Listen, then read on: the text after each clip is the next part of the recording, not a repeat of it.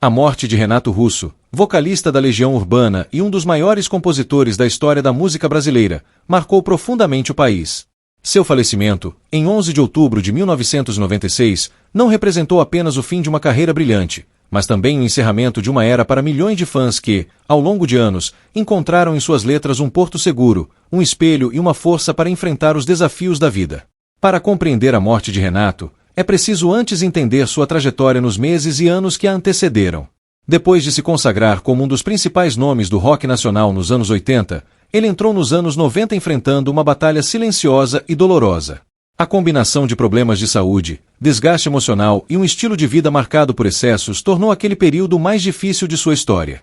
Nos bastidores, Renato já sofria com complicações relacionadas à AIDS, diagnóstico recebido ainda no final dos anos 80. Na época, o preconceito era devastador e o tratamento disponível extremamente limitado. Por isso, ele optou por manter sua condição em segredo, compartilhando a verdade apenas com pessoas muito próximas. A doença evoluiu de forma progressiva, exigindo cuidados constantes, internações e longas pausas em sua rotina artística. Mesmo fragilizado, o cantor continuou produzindo. Era como se a música fosse seu último refúgio. O processo de gravação do álbum A Tempestade, lançado em setembro de 1996, é um dos maiores exemplos disso. Renato já aparecia visivelmente debilitado, com aparência magra, voz mais fraca e energia reduzida. Muitos fãs não sabiam, mas grande parte do disco foi gravada com ele sentado, pois não tinha força para permanecer de pé por longos períodos. Ainda assim, cada palavra, cada melodia, carregava uma carga emocional intensa, quase como um último desabafo. Nos últimos meses de vida, Renato passou longos períodos recluso em seu apartamento na Rua Nascimento Silva, em Ipanema, no Rio de Janeiro. Era ali que ele escrevia, revisava letras, ouvia demos, desenhava e tentava manter-se produtivo mesmo enquanto seu corpo dava sinais cada vez mais claros de desgaste. Pessoas que conviveram com ele relatam que o cantor enfrentava momentos de grande solidão, mas também períodos de lucidez criativa, onde se agarrava ao que lhe restava de força.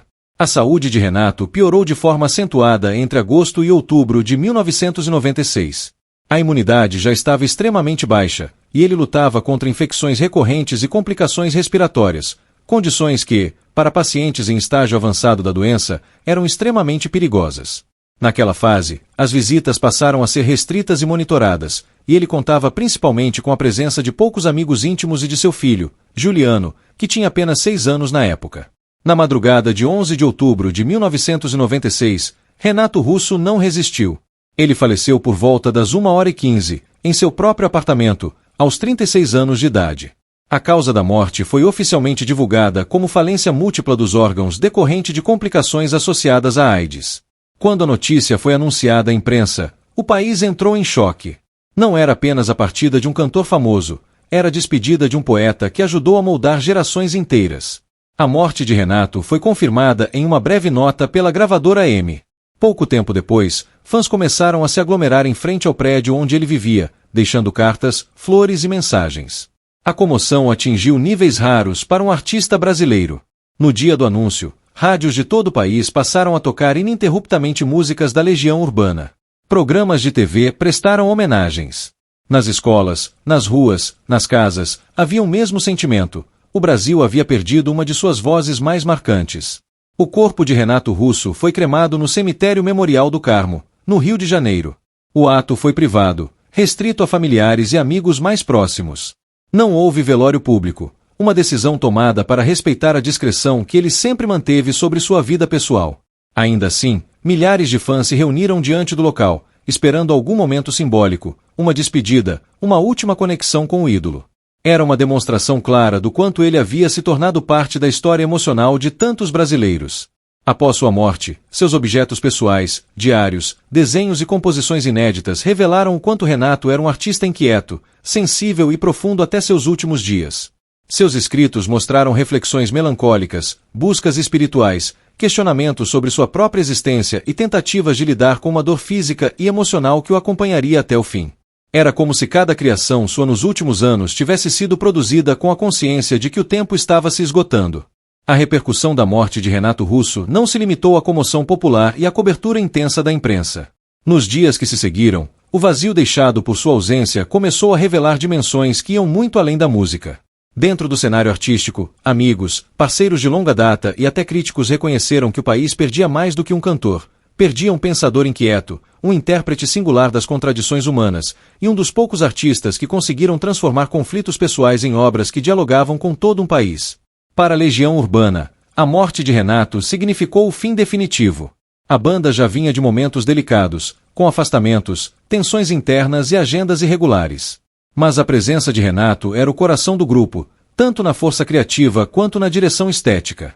Dado Villa-Lobos e Marcelo Bonfá, que conviveram com ele desde a adolescência, foram profundamente afetados pelo choque da perda. Eles já sabiam que o amigo estava fragilizado, mas não imaginavam que o desfecho seria tão rápido e definitivo. Ambos, ao longo dos anos, relatariam que o silêncio que se instalou depois daquele 11 de outubro foi quase tão difícil quanto a notícia da morte. Enquanto isso, o público se mobilizava em um movimento espontâneo que tomou ruas, praças e escolas em várias partes do país. Jovens com violões passaram a se reunir para cantar Legião Urbana em encontros improvisados, algo que se tornaria tradição até hoje. Em Brasília, berço da banda, centenas de pessoas acenderam velas e deixaram flores diante de pontos simbólicos ligados ao rock da capital. Em São Paulo e no Rio, livrarias relataram um aumento repentino na procura por livros que citavam Renato ou abordavam trechos da história da banda. Era como se os fãs buscassem, em cada fragmento possível, uma forma de continuar próximos do ídolo recém-partido. A mídia também teve papel central naquele momento. Revisitaram-se entrevistas antigas, especiais foram produzidos às pressas, e arquivos antes esquecidos passaram a circular com força nas semanas seguintes. Uma das imagens mais marcantes desse período foi a do último show da Legião Urbana, realizado em 1994, quando Renato já demonstrava sinais de desgaste físico e emocional. Ao rever essas gravações, muitos passaram a compreender com outro olhar a fragilidade que estava oculta por trás do artista que sempre se apresentou de maneira firme, intensa e imponente no palco. Nos meses posteriores à morte, a gravadora lançou materiais inéditos deixados por Renato. O álbum O Último Solo compilou gravações pessoais feitas de forma íntima e despretensiosa, mostrando um artista ainda profundamente conectado ao ato de criar, mesmo lutando contra limitações severas. Seria apenas o início. Cadernos, anotações e registros sonoros revelariam que Renato produziu muito mais do que imaginado durante seus períodos de reclusão.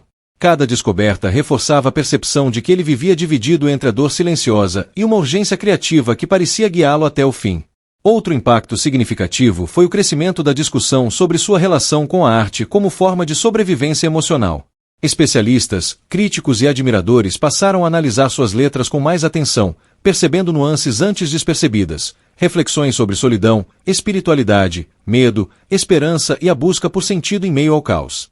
Obras como A Via Láctea, Vento no Litoral e Giz, que já eram consideradas profundas, ganharam camadas adicionais de interpretação à luz de sua trajetória final. O ambiente cultural brasileiro também enfrentou uma espécie de despertar. Muitos artistas, especialmente jovens músicos, relataram que a morte de Renato os motivou a escrever com mais honestidade, a abordar temas delicados e a encarar a música como uma forma de expressão existencial, não apenas como entretenimento.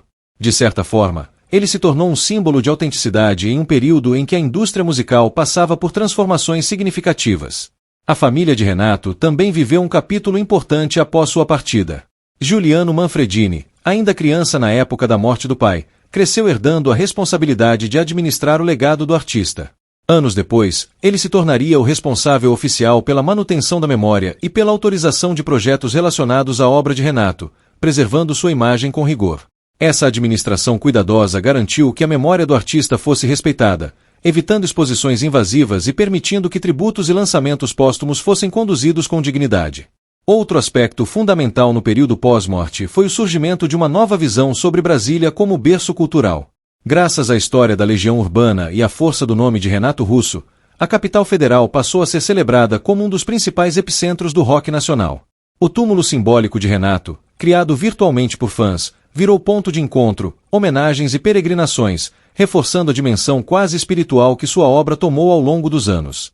Com o passar do tempo, o legado do artista se solidificou de maneiras ainda mais impressionantes. Sua música foi incorporada à literatura, ao cinema, ao teatro e até ao currículo escolar, com letras analisadas em aulas de interpretação textual.